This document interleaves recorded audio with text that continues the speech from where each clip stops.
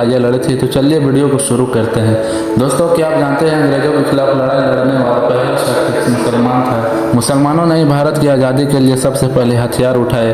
अंग्रेजों भारत छोड़ो का नारा देने वाला शख्स भी एक मुसलमान था।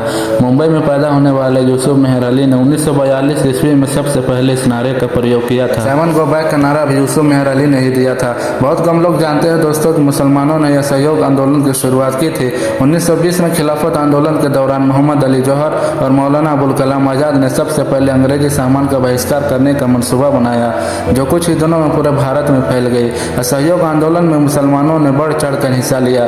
भारत के सबसे बड़े शुगर व्यापारी हाजी सबूर सिद्दीकी ने अपनी शुगर की फैक्ट्री पूरी तरह से बंद कर दी। यह फैक्ट्री इतनी बड़ी थी कि इसके द्वारा बनाए गए शुगर पूरे इंग्लैंड में इस्तेमाल की जाती थी।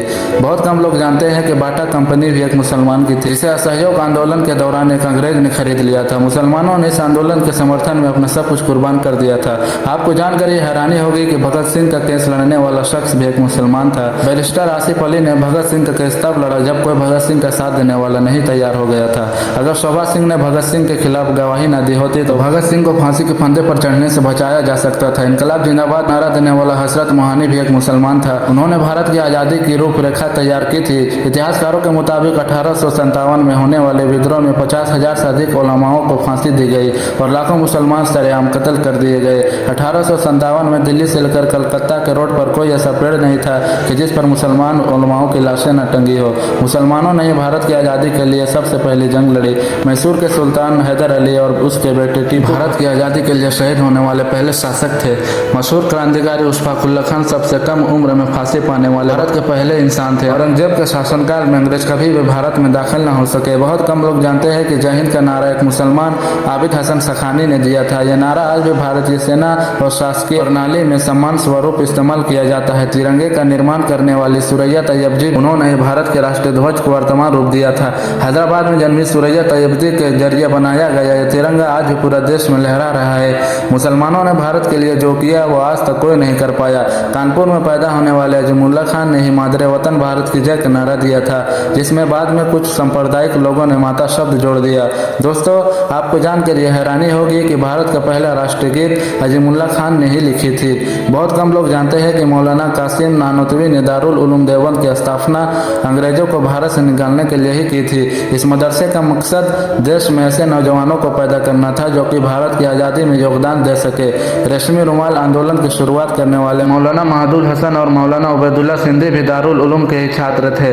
मौलाना उबैदुल्ला सिंधी ने सुभाष चंद्र बोस के साथ मिलकर भारत की पहली अस्थायी सरकार की स्थापना की थी। वह भारत के पहले गृह मंत्री भी थे। आपको जानकर यह शायद हैरानी होगी कि मौलाना महदुल हसन ने 1920 में गांधी को महात्मा का लक़ब दिया था और यह नाम इतना मशहूर हो गया था कि गांधी को पूरी दुनिया में महात्मा के नाम से जाने जाना लगा।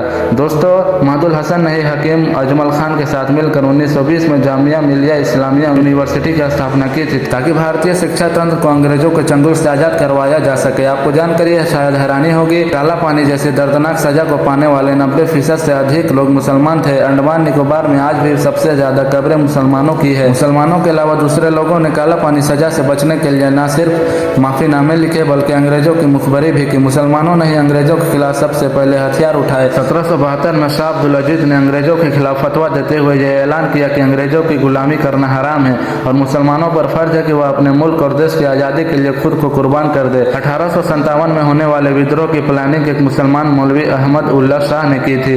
वह भारत के पहले अकेले ऐसे इंसान थे कि जिस पर अंग्रेजों ने 50,000 रुपये का इनाम रखा था। यह रकम इतनी बड़ी थी कि राजा जगन्नाथ ने पैसों की लालच में आकर अहमदुल्ला शाह अब्दाली की मुखबरी कर दी और अंग्रेजों ने उन्हें शहीद कर दिया। बहुत कम लोग जानते हैं कि 1857 में शहीद होने वाले 90% लोग मुसलमान थे। जलियांवाला बाग में जनरल डायर की गोलियों की निशाना बनने वाले अधिकतर लोग मुसलमान थे।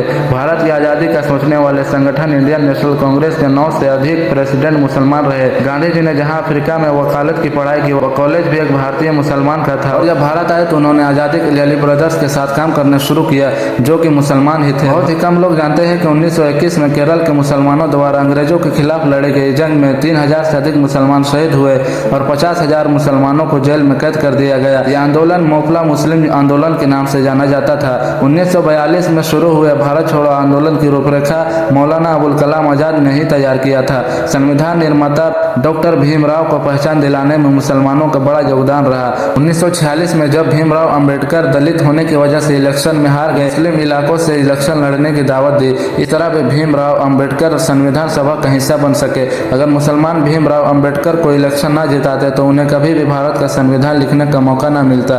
भारत की आज़ादी के लिए सबसे ज्यादा लेख, शायरी, गीत और किताब मुसलमानों ने ही लिखी थी। अल्लामा इकबाल के जरिए लिखा गया सारे जहां से अच्छा जो भारत में गाया जाता है। देश के लिए शहीद होने वाला पहला पत्रकार मौलाना मीर बाकर एक मुसलमान था। भारत की आज़ादी के लिए मुस्लिम राजाओं महाराजाओं ने अपने खजाने खोल दिए। कोलकाता के हाजी उस्मान सईद ने अपना सब कुछ भारत की आज़ादी के लिए कुर्बान कर दिया।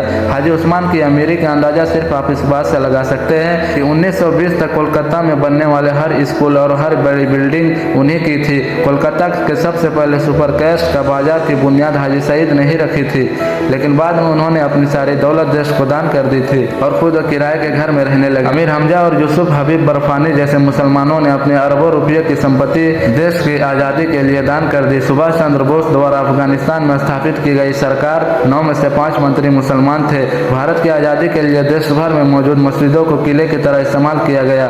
इन मस्जिदों में सुबह और शाम हर वक्त भारत की आज़ादी के लिए ऐलान हुआ करते थे। आज़ादी के वक्त कोई मस्जिद ऐसी नहीं थी कि जिसकी दीवारों पर मुसलमानों का खून न लगा हो। दोस्तों, इन सब के अलावा भी करोड़ों ऐसे मुसलमान हैं जिनको भारत की आज़ादी के लिए और उसकी अस्मिता के लिए अपना सब कुछ कुर्बान कर दिया। सच तो यह है कि भारत की आज़ादी मुसलमानों के बगैर मुमकिन न थी। अंग्रेज कहा करते थे कि अगर मुसलमान न होते तो हम आज भी पूरे भारत पर राज किया कर रहे होते। अगर एक भारतीय मुसलमान होने के नाते आपको गर्व महसूस हो रहा है तो इस वीडियो को लाइक और सब्सक्राइब जरूर करें।